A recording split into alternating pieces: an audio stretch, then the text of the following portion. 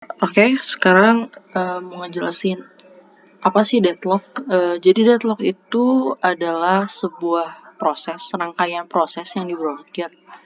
Jadi masing-masing itu memegang sumber daya dan menunggu untuk memperoleh sumber daya yang dipegang oleh proses lain di himpunan.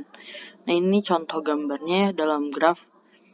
Jadi kalau yang ini kebetulan nggak terjadi deadlock karena tidak ada yang saling menunggu gitu. Jadi di sini kebetulan P1 itu nggak menunggu resource lain. Nggak kayak yang ini ya, P3. P3 itu dia itu waktu mau diproses dia harus nunggu dulu uh, R1 sama R2 tuh beres gitu. Kebetulan di sini P1 sampai P2 nggak butuh menunggu resource apa gitu. Jadi dia bisa diproses terus ini jalan gitu. Nah, ini cara bacanya kayak gini ya. Jadi dari resource ke proses itu disebutnya holding. P2 prosesnya yang memegang si resource-nya gitu. Kalau misalkan dari proses keluar itu tuh artinya dia menunggu resource-nya gitu kosong.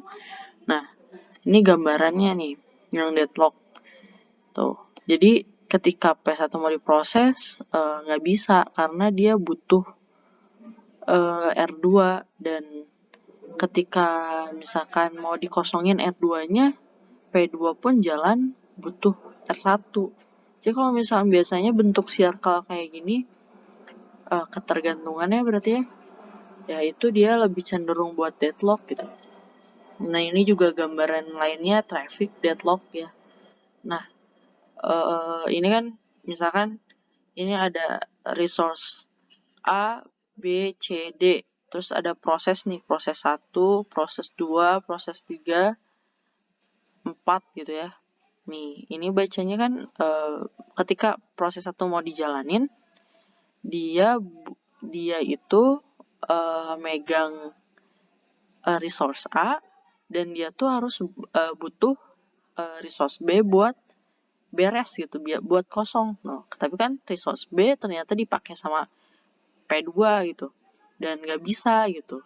Jadi ya gini, deadlock karena dia bikin cycle gitu. Nah, yang selanjutnya lagi di sini ini deadlock atau enggak? Enggak. Selain resource-nya ini banyak, kedua ya ini ada enggak bikin circle, walaupun di sini ada circle tapi ada circle yang tidak bergantungan gitu ya. Jadi ini bisa diproses dulu, nanti ini kosong, ini bisa diproses, ini bisa mandiri gitu loh prosesnya. Terus ini diproses yang kedua, ini baru yang ketiga. Kita lihat keterurutannya aja. Ini kenapa disebut deadlock? Karena ini P3 mau jalan butuh resource 2, sedangkan resource 2 udah penuh buat ngejalanin P1, P2, dan ketika P1, P2 mau jalan, ya sama butuh resource lain gitu. Ini sering ketergantungan, makanya deadlock. Ini nggak deadlock karena tidak begitu membuat circle. Kalau tadi yang gambar di awal kan ini panahnya ke atas, ini panahnya ke bawah. Nah, kalau kayak gitu deadlock. Ini pun bentuknya circle, kok nggak deadlock? Karena coba kita lihat ya, ini dua-duanya megang P3 itu megang resource R3 sama resource A2. Ya udah dijalanin aja. Kan dia tidak membutuhkan resource apapun ya. Berarti ini lepas gitu. Udah gitu selanjutnya kita bisa ngejalanin yang ini ya, yang P2 ya. Karena ini juga ini aman. Ini udah beres ini si P3-nya. Ya udah bisa dijalanin gitu. Jadi P3, P2, P1 urutannya. Nah, ini ambil dari PPT sih. Nah, ini ya kondisi untuk deadlock. Ada 3 kondisi yang dapat memungkinkan terjadinya deadlock. Mutual exclusion, mutek. Sebuah resource hanya boleh digunakan oleh sebuah proses dalam satu waktu. Nah, ya kalau penempatannya salah, dia bisa deadlock gitu. Kayak tadi jadi malah macet gitu. Terus hold and wait. Sebuah proses boleh terus-menerus menggunakan sebuah resource sambil menunggu resource yang lain. Terus no preemption. Resource yang sedang digunakan oleh suatu proses tidak boleh direbut. Proses tersebut tidak bisa disela atau preempted. Ini kondisi buat deadlock ya. Barangkali ada di video penjelasan yang salah, bisa lihat lagi ngecek video ini gitu buat validasi. Bila ketiga kondisi tersebut terdapat di dalam sebuah komputer, apakah pasti terjadi deadlock? Nah, tambahin tadi yang circular white ya, kalau misalkan di yang graph itu juga bisa menyebabkan deadlock gitu. Penanganan deadlock ada 3, prevention, menghilangkan salah satu kondisi atau lebih yang memungkinkan terjadinya deadlock pada saat perancangan, terus deadlock avoidance, langkah dinamis yang untuk mencegah terjadinya deadlock berdasarkan alokasi resource saat itu. Terus ada detection, mendeteksi adanya kondisi 1-3 dan circular white yang 1-3 tadi ya. Terus kemudian dilakukan langkah-langkah penanganan pada saat eksekusi proses. Nah, ini kalau deadlock prevention, pastikan bahwa 4 syarat deadlock tidak pernah terjadi. Mutex, salt and white, no preemption, sama circular white. Dicek aja, ada nggak tuh mutex. Maksudnya kayak prosesnya itu ya atomik banget gitu, nggak boleh disela, ya harus itu dulu, gimana gitu. Nah, terus kalau misalkan selanjutnya ya ini detailnya gitu, mutual exclusion itu yang kayak gimana, resource-nya dikelola OS, jadi keterurutan misal prosesnya untuk menggunakan resource-nya itu dikelola OS gitu, dan kita bisa ganti sama kita, jadi misalkan kayak di contoh soal gitu, ordering resource gitu, terus hold and wait. Proses tidak harus menunggu atau tidak mungkin meminta semua resource sekaligus. Tidak semua resource dibutuhkan saat itu. Proses mungkin tidak tahu semua resource yang dibutuhkan.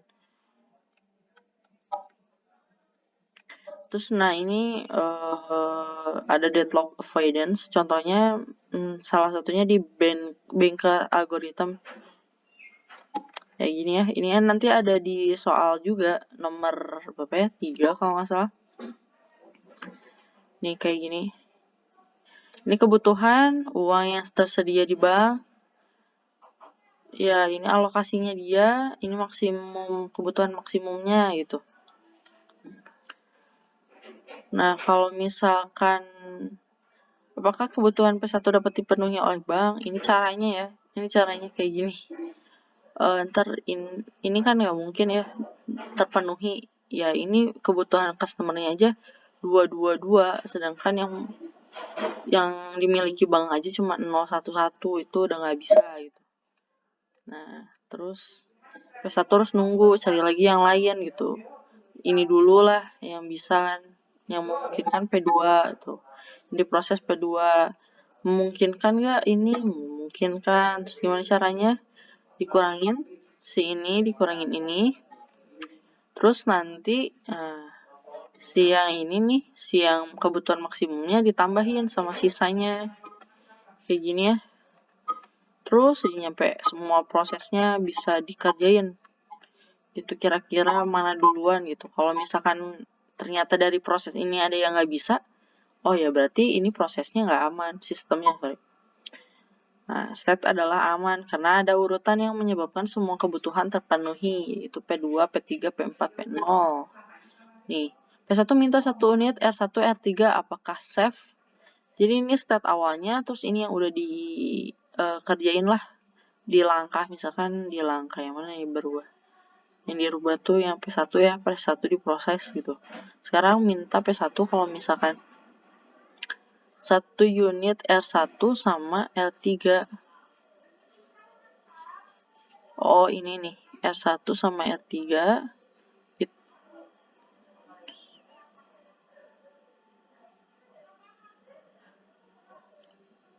Oh, request each one ya. Nggak bisa karena si R1 di sini aja 0 gitu. Dia minta unit R1, R3. Tuh ya, nggak tersedia resource-nya. Sedangkan setiap proses membutuhkan R1. tidak terpenuhi. Terus ada deadlock detection. Nah, ini OS akan menjalankan algoritma mendeteksi deadlock gitu. Contohnya kayak gini. Ini itu saat alokasi resource-nya nggak ada gitu. Ya gitulah. Jadi ini cuma penjelasan doang. Sebenarnya di praktikum itu bukan dituntut untuk bisa ngoding atau gimana. Sebenarnya intinya itu bisa memahami yang dijelaskan di kelas. Kayak gini loh implementasinya, karena nggak selalu harus di coding dengan C gitu, bisa juga dengan bahasa lain. Jadi jangan terlalu ke-trigger sama ya ampun harus coding gini gitu. Nggak